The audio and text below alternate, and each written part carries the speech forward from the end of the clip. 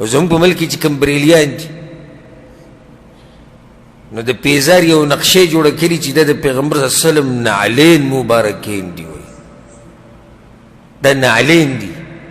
ها نو د هغې نه بیا یو وړوکې غونته کې پیزار جوړ کړی و هغې په دې واسکټ اچولی لیدلی م ده که نه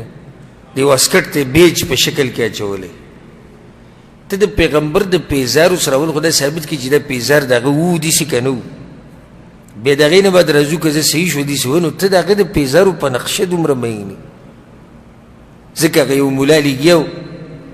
د دوی هغه مشر شنو پټکو والا چا ورته وي چې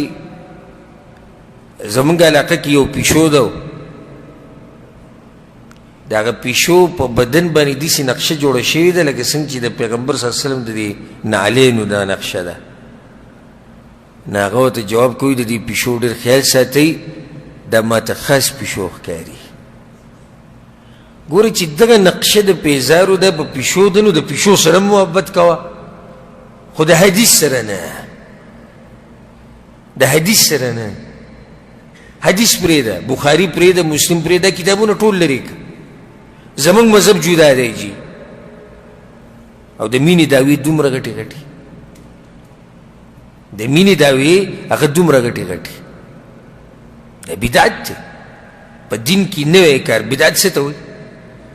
په دین کې نوی کار بدعت باندې اول ځان پوه کوي دا بعض موږ ته وایي ښه چې په دین کې چې بدعت هر کار ته تاسو بدعت وایي تاسو چې دا ګاډو کې ګرځئ او تاسو چې دا بیان کوئ د سپیکر ته ناسي او تاسو چې دا کړي او دا کړي او دا کارونه به ذکر کوي موږ دا وایو اول د تعریف یې زده کړه بدعت هر هغه کار ته وایي چې د دیندارۍ په نیت باندې وشي او دین ورته وویلی شي موږ په ګاډو کې ګرځېدو ته خو څه دین نه وایو ځکه هغه د شنو پټکو والا هغه مشر چې دی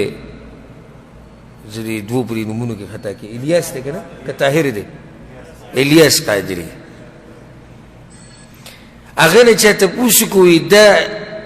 عید میلاد النبي چې موږ لمانځو نو دا وابیان په موږ باندې اعتراض کوي چې دا خو د پیغمبر په زمانه کې نه و د صحابه کرامو په زمانه کې نه و وروسته نو تاسو بیا راویستو په څلورمه صدۍ کې یو عمل جوړ شوی دی او تاسو بیا عمل کوئ هغه ته په جواب کې ویلي دا شیطاني وسوسې دي دا شیطاني وسوسې دي ستاسو زړونو ته به وایي راځي دویمه وایي دا د پیغمبر صلی الله علیه وسلم په زمانه کې بریاني وچیتې خوري د پیغمبر صلی الله علیه وسلم په زمانه کې په جومات کې داسې لیټونه لګېدلي چې تا لګولي د پیغمبر صلی الله علیه وسلم په زمانه کې رخام په جوماتونو کې چې تا رخام لګولي الله اندې خلکو یې سبحان الله سبحان الله وي نو ابوالعز مولوي یو تازه پروګرام کتو نو چا پې بیا اعتراض کړی دی وایي چا اعتراض کړی دی وابیانو چې د تاسو چې په دې ورځ د لیټونه لګوئ په دې بر ربیع الاول باندې دومره لیټونه ولګوئ چې دا هر سرنا کښي نو په دې باندې خو د یو غریب واده م کېږي که دا مال تاسو غریبانو له ورکوئ نو په دې باندې څه کېږي واده کېږي نو هغه په جواب کې څه وایي وایي په دې کعبه باندې چې دومره ګرانه غلاف پروت دی داسې خو په دې باندې هم ډېر ودونه کېږي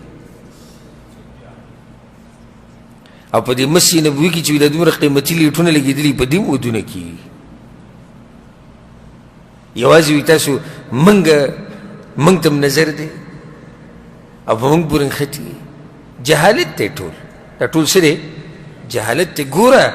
په دې خبره کې اختلاف دی د علماو چې آیا پیغمبر صلی الله علیه وسلم په بار ربیع الاول باندې پیدا شوی دی او که نه دا مسله اختلافي ده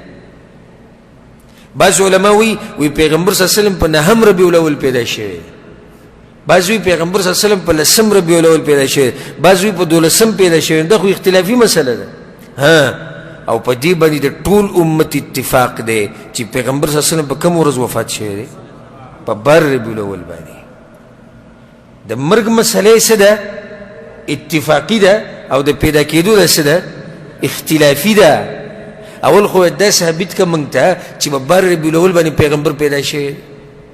اول خو دا ثابت که زموږ خو خپل ځاني زړه په دې مطمئن دی چې پیغمبر صلی الله علیه وسلم په نهم ربیع الاول پیدا شوی د دا د سیرت په درسونو کې د سیرت زما هغه سلسله واورئ په اوله کې ما دا مسله واضحه کړې ده ته خو اول وایي دا ثابته کړه نو اصل دا بدعتیان د پیغمبر په پیدایش نه دي خوشحاله په څه خوشحاله دي د هغه په وفات کېدو خوشحاله دي او دا مخکې هم یو غم و ماتم و اوله کې چې دا بدعت راووتو دا غم و ماتم و چې یاره په دې ورځ پیغمبر صلی الله علیه وسلم وفات شوی او ماتم نه ورو څه جوړ شو اختر ته جوړ شو د ماتم نه راپسې بیا اختر جوړ کړو نو ده تپوس ته وکړه ته به کومه ورځ خوشحالي کې د پیغمبر د پیدایش خوشحالي کې که د وفات کېدو خوشحالي کې بله خبره په کومه ورځ چې پیغمبر صلی الله علیه وسلم ته نبوت میلاو شوی او په کومه ورځ پیغمبر صلی الله علیه وسلم پیدا شوی په دې دواړو کې کومه ورځ ډېره د خوشحالۍ ورځ کېدی شي په کومه ورځ چې ورته نبوت میلاو شوی تاسو عید میلاد النبی کوئ خوشحالي کوئ نو خوشحالي په دې ورځ ولې نه کوئ چې نبوت ورته په کومه ورځ میلاو شو خو ټول هسې هغه فالتو خزعبلاتو کې پراته دي او خپلو کارونو کې پراته دي شیطان ورته هغه کار ښایسته کو